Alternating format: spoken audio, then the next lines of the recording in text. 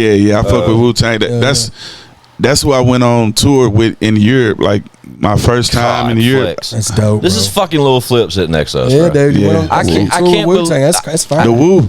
I can't believe it. Like just like when I don't even know how to come at you as far as I don't want to waste any second of the opportunity I have sitting next to a legend like Lil Flip. Yeah, but when I think you. about I'm dead serious too, man. Like that you own every bit of that title. Thank you. Yeah. But when I sit and I think about like the longevity of your career, Flip, and just like scenarios I've seen you involved with over my years on this rock, wow. Like, you know what I mean? And then like stuff that, you know, you may be out of, I didn't see the portion of the time, but when you end up in Europe, you know what I'm saying, on tour with, Bro, that was one of my favorite times because like, what year was this? Either 04 or 05, Gotcha. one of those years. Gotcha. Man, we went everywhere, man, and we was in Berlin, Germany, and RZA was like, "Hey, man, come to the studio. I'm working on something, man.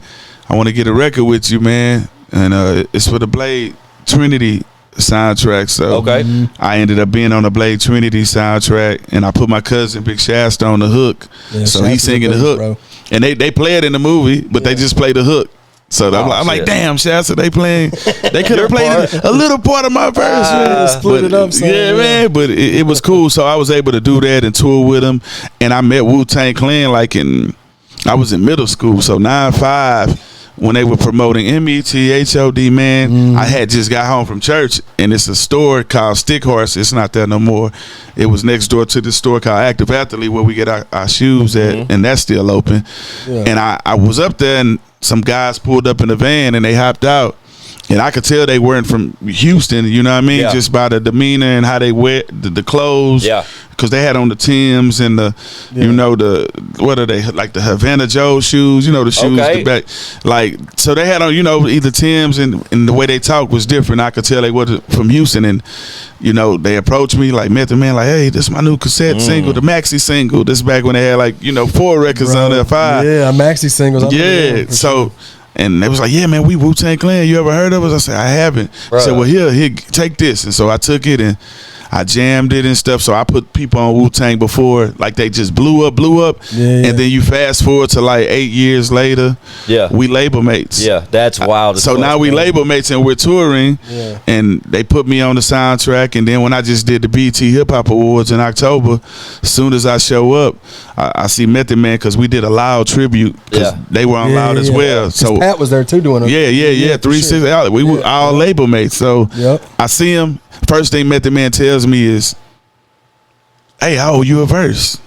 I'm like, That's crazy. in my mind, I'm like, "How do you owe me a verse?" You Like, just said, I still need that. I said that. Yeah, in my mind, I didn't say it loud. I was like, all right, it was shit. Yeah. And he was like, and we got the footage. He was like, "Nah, bro, you be spitting, man. Like, nah, you be spitting, man. I be watching the freestyles." And, you know, for a person like Method Man to be acting in power and doing these different things, I'm proud of him and still have time to know what I'm doing. Even with Flow Rider, like, it was the Tycoon weekend with 50 Cent in Houston. Yeah. And I seen Flow Rider and we chopped it up. I've been knowing him, but it was, you know, we just never, it was more like a high and by when we see each other and keep it moving. And this time he's like, "Hey, bro, I seen that fucking freestyle you did, bro. He like, bro, these guys can't fuck with you." And so he said that, and I was like, "Man, thank you, bro." And he was like, "You ever need me, let me know." And I'm like, "All right, I'm gonna let you know. I'm working on my movie and the soundtrack." Yeah. And I found a perfect record, and I sent it to Flow Rider, and he sent it back to me in like a week. Oh, is it available yet? Yes, it's not available. So on my movie soundtrack, I've been saving all the features that I got that's a for big my one. movie I soundtrack. bet. So I got Method Man. He sent me his verse. Yeah. Wow. So I got Method Man on the movie soundtrack. Golly.